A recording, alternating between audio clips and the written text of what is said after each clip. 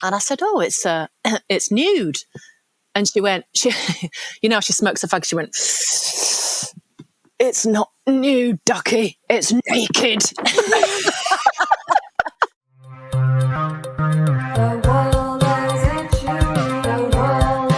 Hello and welcome to The World as It Should Be, a podcast in which we ask our guests to tell us what they would change to help create their perfect world. By listening to what they'd like to change, we'll hear more about who they are, what they do, and what inspires them. This podcast is brought to you by the team behind Prima Donna, a uniquely anarchic and joyous festival of everything creative.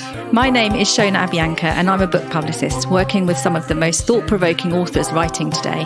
I'm Catherine Riley, a writer and director of the festival. We're delighted to be your guides on this podcast adventure. The World as It Should Be from Prima Donna. We're thrilled to have Bea Rowlatt with us today. We very much consider Bea to be an honorary prima donna. She came to our first festival and played a massive part in making it the amazing weekend it was, and she's continued mucking in ever since. Bea is a writer, journalist, broadcaster, campaigner, and now events producer for the British Library. She's the mum to 4 lively children, used to be a showgirl, and was instrumental in creating the world's first memorial sculpture to 18th century feminist Mary Wollstonecraft, which stands in Newington Green, close to where Wollstonecraft lived and worked. So, Bea, let's cut to the chase. You helped institute the most trolled piece of public art this millennium, and we love you for that. Before we get to your 3 things, we have to talk about those tiny silver boobs. So, it's more than tiny silver boobs, can I just say? We'll get to that. You've got right to the problem there, which is that, on the day of the launch, obviously we were in Corona lockdown. Everything had to happen online. And I think one of the big problems, one, we're all crazy in lockdown and this seemed to be some kind of lightning rod. 2 is that the image was cropped and manipulated. Well, I think unfairly represented. So, it was zoomed in on the pubic area, on the breasts, when actually the artwork, when you encounter it, is very different. It's a very different experience. I just have to tell you that because, I feel like it went around the world and there was nothing we could do. And of course, it was the most trolled artwork on earth. And, and we've been campaigning for 10 years, as you know. But the other thing I would say in defense of the memorial sculpture to the legacy of Mary Wollstonecraft is that, and our artist Maggie Hambling is very clear on this, it's a sculpture for Wollstonecraft, not of Wollstonecraft. That is not her body. It's a representation of an idea. And this also got lost in translation. So lots of people were really upset. But I did think, for the quantity of instant Wollstonecraft fans that suddenly came stampeding along, I did think, we've been here 10 years and that this design has been in the public domain for 2 years.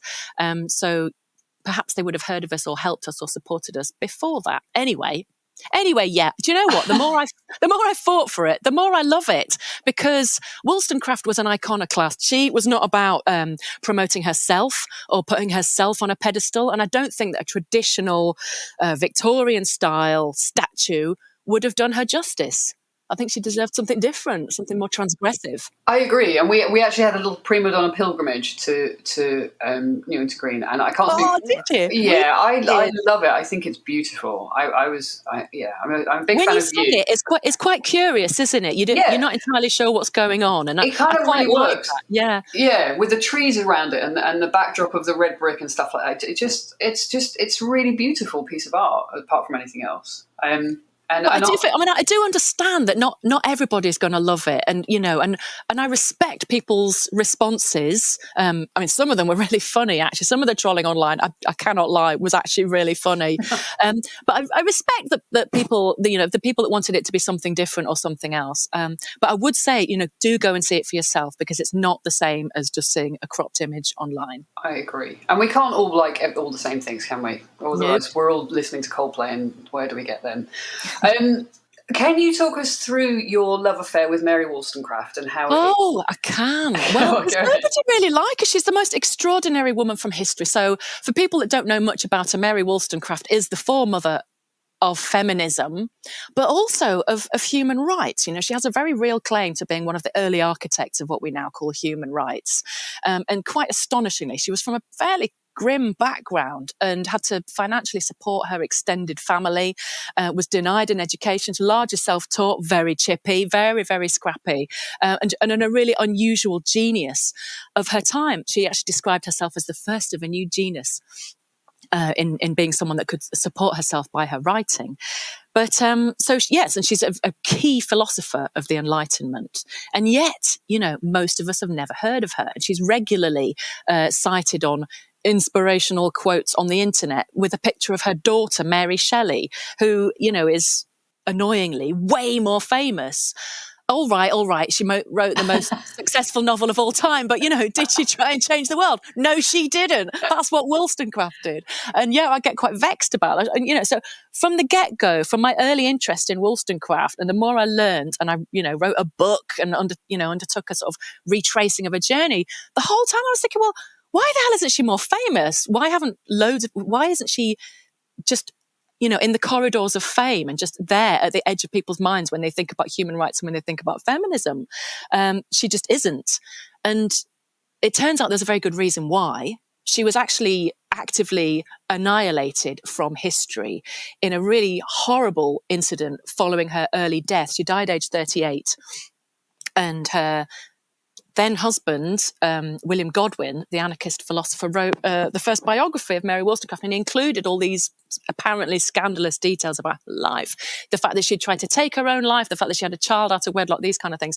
And it just caused the most immense storm of opprobrium that and it was sustained by women writers as well, in a curious echo of the effects that her memorial sculpture had a couple of centuries later.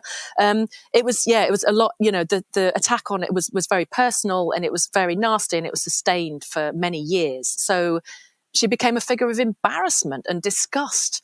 So, B, it took 10 years to bring Mary's statue to Newington Green. What was it that caused this delay? I mean, 10 years is a long time. Why did it take so long? Maybe I'm just not very good at it.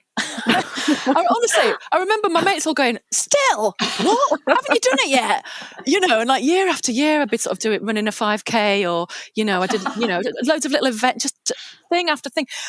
People, I suppose quite rightly, said, why should we fund a statue when XYZ, insert your own personal gripe here? There was always something more important. And what was the breakthrough? What was the thing that finally made it? I mean, we had, maybe not one giant breakthrough. We did a big West End event, put on a big West End play about her life, and got brilliant speakers and actors and music. And that was a turning point. We got a lot of interest there, and we had wonderful support from the local press and from local people. It was we just plodded on for ages. And is that the play that you wrote, B? Yeah, it's called An Amazon Stepped Out, and it's a celebratory evening about phenomenal commitment to like fundraising, writing the play, doing the runs, doing the. Yeah. we just kept on plugging on, and we made friends with lots of other statue campaigns, and there's other campaigns that I absolutely love. The Mary Seacole campaign, the Noor Inayat Khan Trust, the Mary Anning campaign, Virginia Woolf, and some of them are still going on. Mary Anning's is still going on, so please, listeners, all do check out the Mary Anning campaign. So there was solidarity amongst all of the campaigns. And of course, it's all different, but and then interestingly, it was when Colston was dragged down that suddenly everybody cared, and then I felt actually a little bit almost timid, because I've been stridently banging on for 10 years going, statues are really important, and then Black Lives Matter showed really something incredibly important. And I didn't want to kind of hitchhike on that because it seemed inappropriate. And now, actually, I find it absolutely appalling when someone like Robert Jenrick, who's, apparently Secretary of State for Housing, Communities and Local Government, but what does he do? Run around trying to give everyone a hard-on for Winston Churchill. We must defend our ancient monuments of dusty old men. And it makes me embarrassed to have campaigned for statues for 10 years, frankly. I don't think I've ever heard those words in the same sentence. Oh, God, it's just appalling. I mean, hasn't the man got a proper job to do? And he keeps popping up going, looking after our ancient monuments.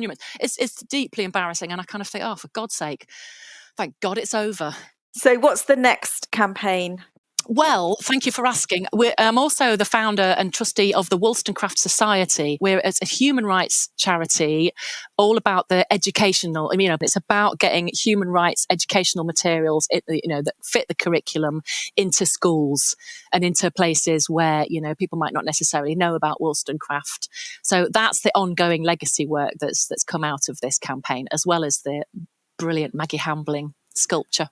Fantastic. Whilst you're on those, one quick final question, sorry, on the subject, while we're talking about Maggie Hambling and after your poetic description of Robert Jenrick, I imagine in my head that you and Maggie Hambling had some pretty phenomenal chats. Is that what happened, or were you not lesser or more involved in the process of the art?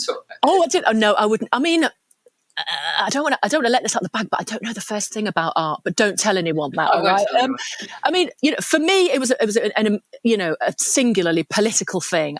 There was no significant memorial to Wollstonecraft anywhere. Maggie Hambling is an extraordinary artist, and you don't tell her what to do. We basically handed over. So she submitted a maquette, and I was chair of the judging panel. So I wasn't actually a judge, but I was chair. So I had to sort of scrutinize the judges' responses and, and the presentations that were made.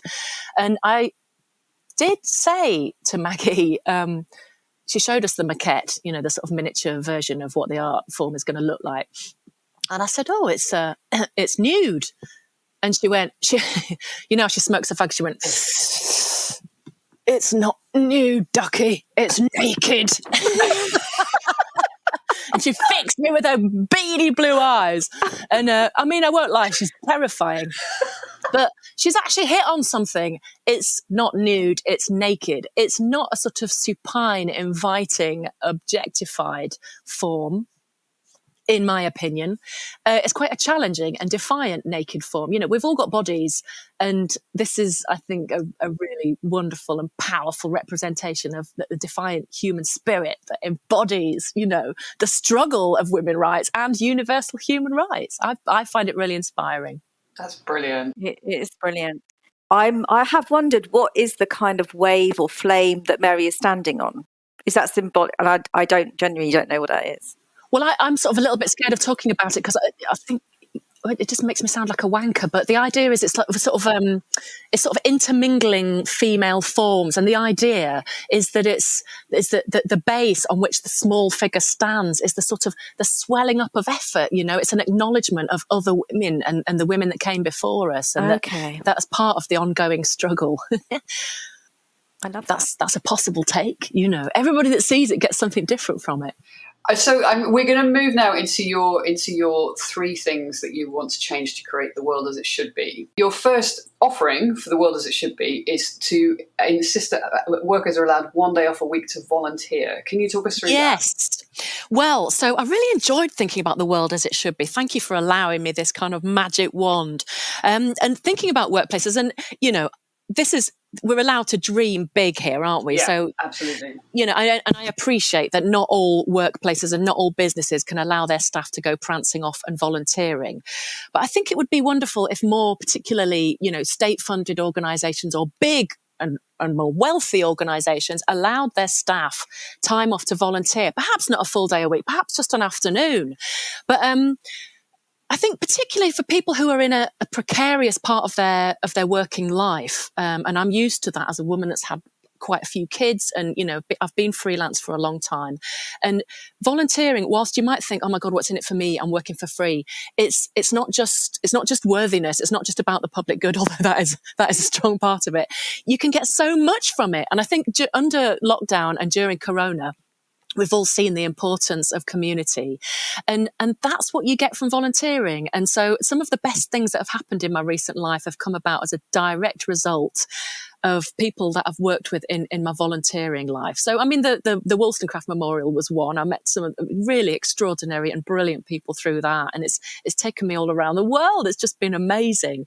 But, I'm also working in a food bank near Euston Station, and that also is a really exciting. I'm not saying this just to show off about what a great person I am. It's actually a really selfish thing, because it's it's just a brilliant way of meeting new people and learning new skills. And I'd really recommend it for people who are in those sort of slightly vulnerable junctures in your life when you're between jobs or have out of work for or as a student, or those times in life when you're going through changes in what you can do. And that's happening a lot in lockdown. Volunteering is a really good way out of that. I just think it should be encouraged. People should really explore it locally if they can. Yeah, and without contradicting the concept of volunteering, I think it should be paid so that people that need to earn a salary 5 days a week. And I completely agree with this. Everything that good has happened in my, I hesitate to call it career, has come from me being able to afford to put some time into something that I don't necessarily get paid for, and that is that. Yeah, I completely agree with the principle. Yeah, well, that's why it would be great if it was backed by big organisations. I mean. Maybe something like that exists. I don't know, but I just think about how much I've got from it and how powerful it is to connect to your community locally. And that's something that I think everybody's felt during lockdown. And in this last year, people have realised people that are living on their street and in their block that they never knew of, and people have reached out in different ways. And it's just kind of wonderful. And this would institute that and make it carry on. Yeah. In terms of your work, your career, can you talk us through some of the highlights and lowlights that are outside of your writing? So we're both fascinated by your showgirl work, for which you're in good company with other super feminists. Gloria Steinem was a Playboy bunny, for example. Yeah. What are there any other kind of bits of your work that you now draw on in your feminism or your activism or your writing that you kind of think, I can't believe I did that in my former life? I actually love it all. I love that I've done so many different jobs, and I wouldn't be able to do all of them without having done all of. I just think being a writer and working in creative industries, it really helps to have had to come at it from a different route, and it's. Yeah, I feel I'm a bit tongue-tied because it's embarrassing talking about your own, like you just did it. You sort of, made quote mark sounds when you talked about your career, and I feel the same way. Oh, my career. I mean, it's sort of a bit of a daft career. I've done loads of different jobs, but all of them definitely add up. And I still think about that. I mean, the showgirl was one of the best times of my life. I was very young. I was only 19, but it was a huge learning curve, and it was tough. It was a really tough job.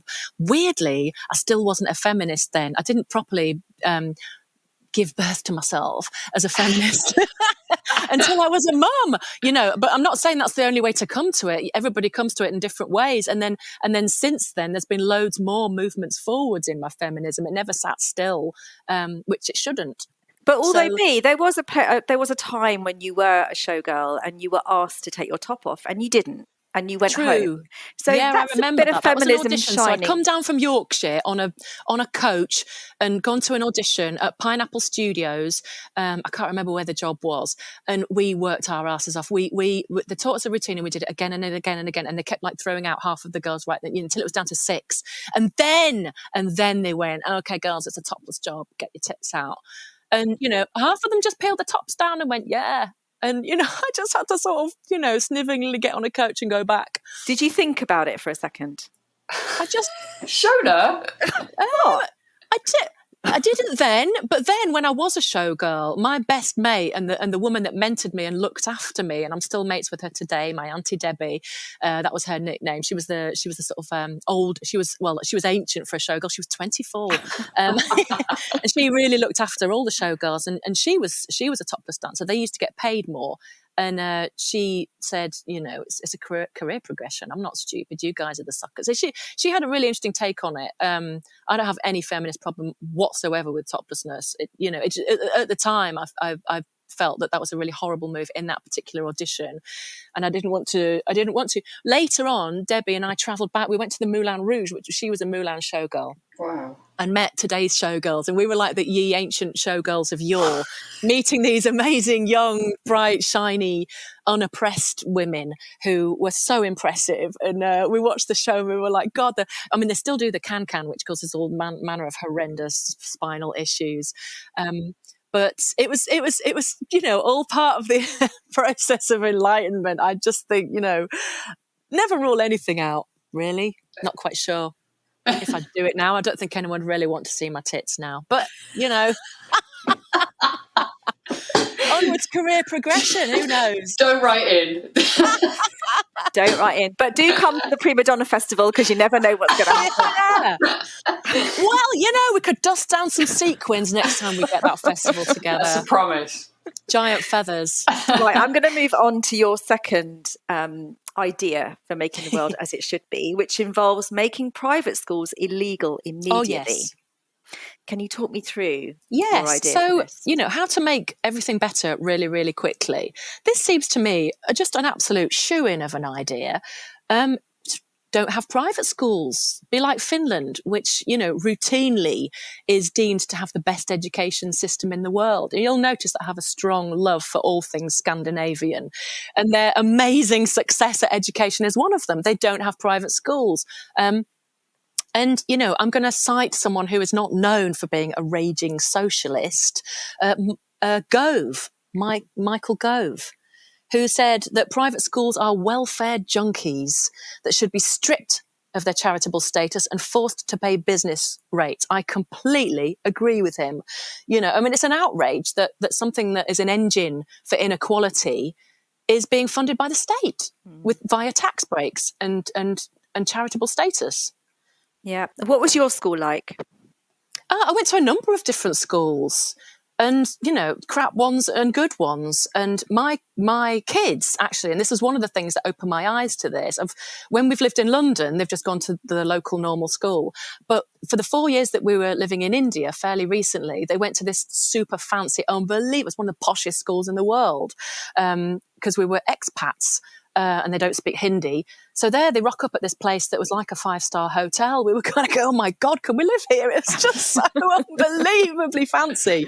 And it was there that I got a taste of super ambitious, really, really nauseating parents who just want to get every last vestige of advantage for their own kid at any expense. And it made me quite cross, actually.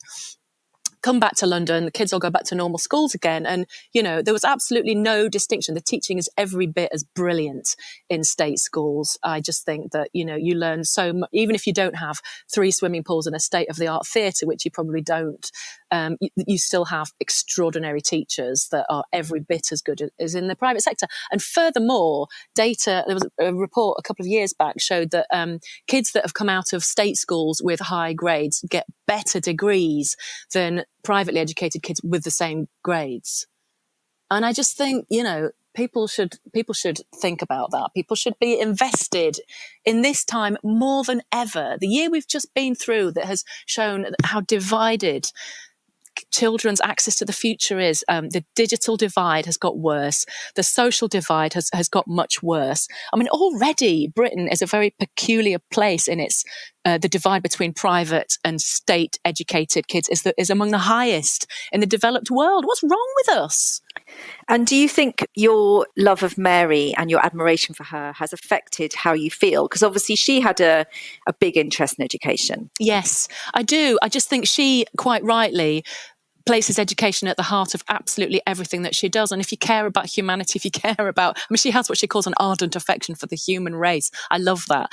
If you care about the society doing well, then by necessity you have to care about education. It just follows. And if you care about education, you should care about everybody's, not just your own kids, because it's a positive sum game. If the rest of society and your community is also well educated and can read and write well, then you won't be surrounded by idiots. It's good for everyone. This is why I love Prima Donna Festival and imagining the world as it should be. And I think, and not only Prima Donna Festival and the world as it should be, but, we're coming through this insane pandemic where, we're all trapped in our houses thinking about the world and about our place in it. And if not now, when?